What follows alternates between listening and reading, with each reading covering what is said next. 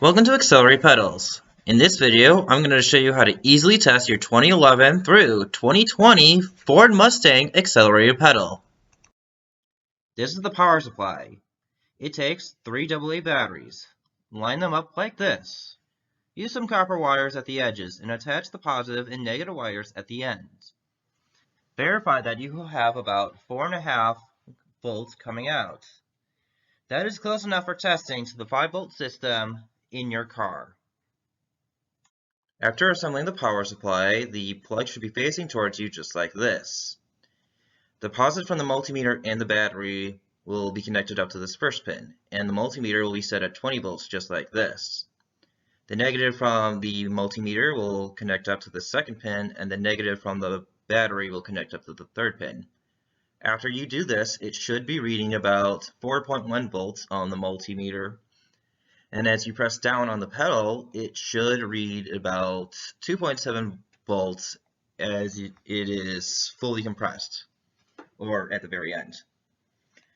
Make sure you're checking for both spikes and glitches during your test. For the second potentiometer, the multimeter will still be set at 20 volts just like this. And the negative from the battery will connect up to this fourth pin.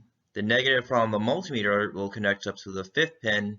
And the positive from both the multimeter and the battery will connect up to the bottom sixth and final pin.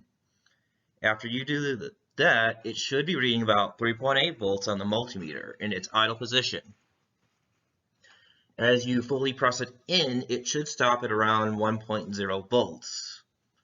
Remember to be checking for spikes and glitches during these tests.